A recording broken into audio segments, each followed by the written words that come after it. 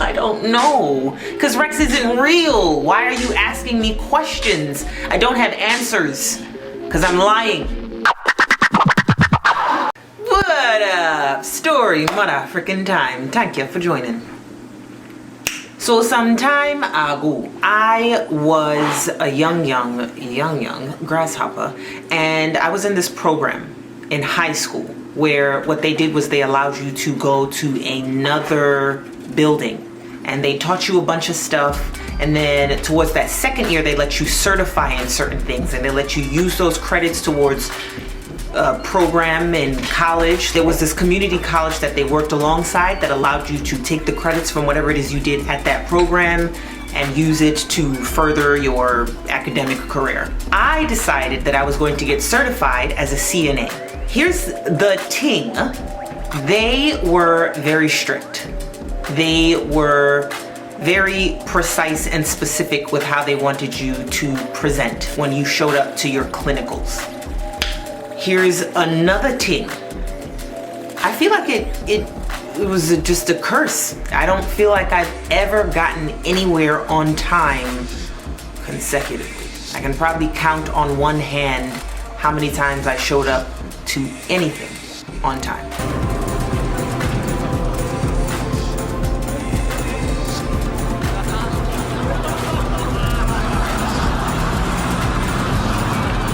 And so now that that's made abundantly clear, it was time for us to have clinicals.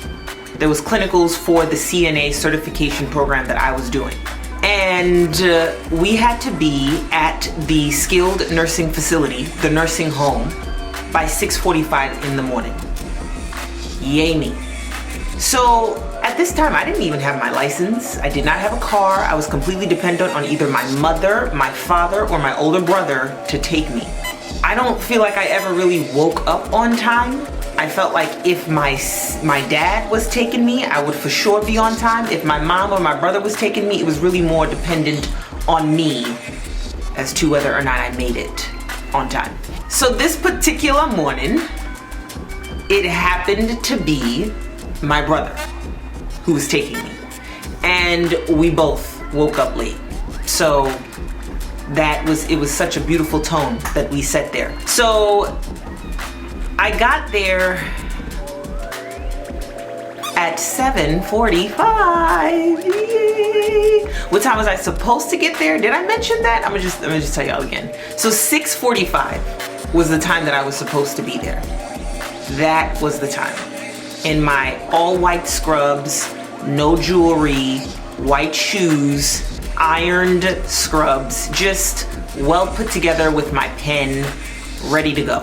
So yeah, I showed up at 7:45 and I was wearing earrings. They weren't huge earrings, they were studs. They were diamonds, not real diamonds. They're like the clears diamonds, the kind of diamonds that a 17-year-old can afford. But they were, you could see them.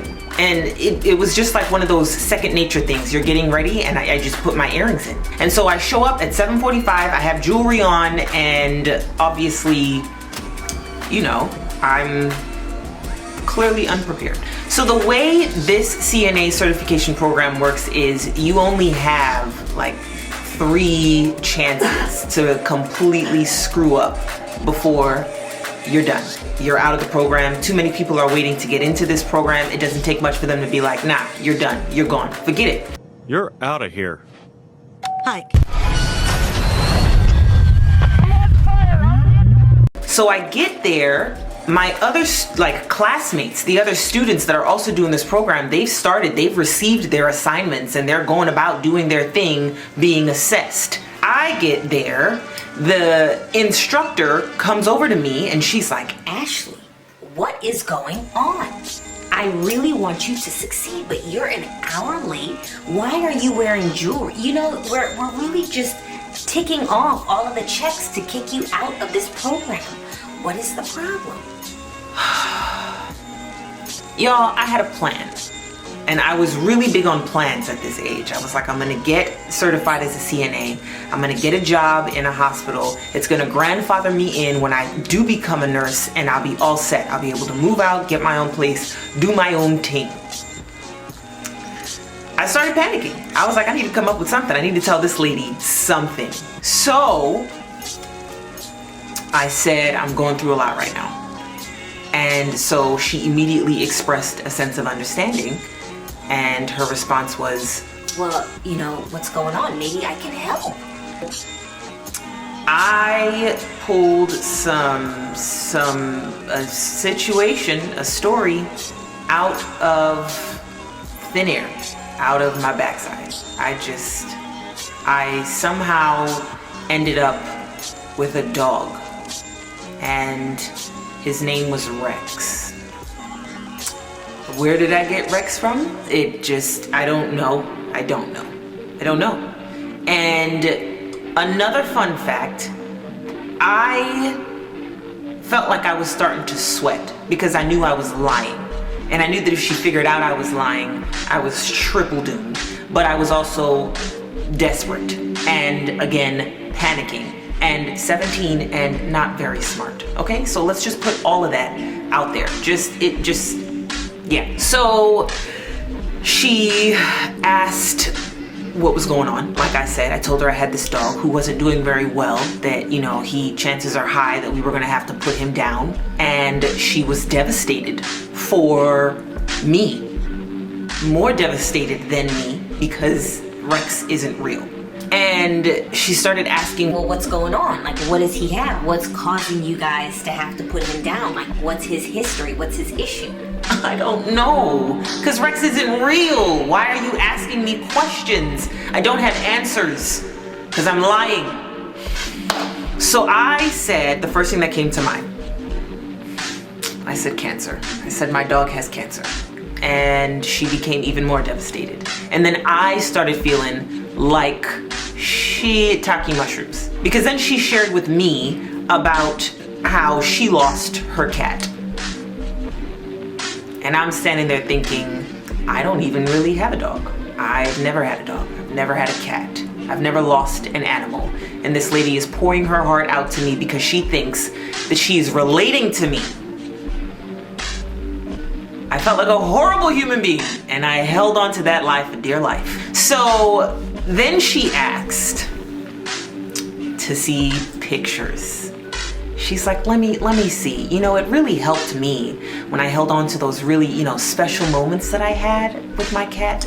And I was like, you want to see pictures? The pictures that I don't have of a dog that I don't have. And if I did have a dog, he probably wouldn't be dying of cancer. So I said, yeah, of course. So she's talking to me as I pull out my phone, and I texted my brother and I was like, I need you to call me and say that there's an emergency.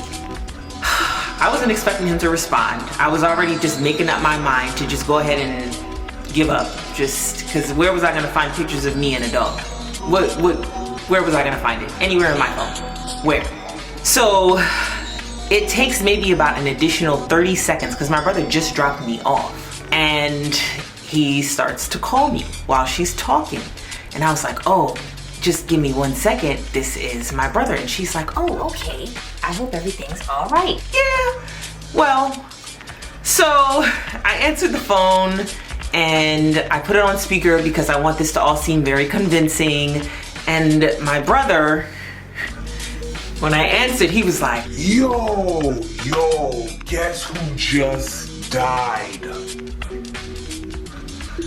Guess who just died, bruh? Guess who just died? Like the absolute most, way over the top, like a whole ass performance.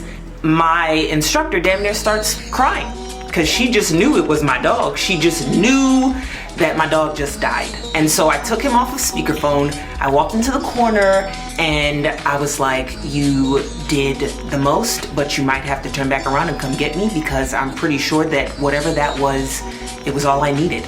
And so I got off the phone and I walked back over to her. She didn't even let me speak. She was like, it's fine. I understand. I'll see you the next time. You gotta come to clinicals. I'm so sorry, Ashley. So sorry.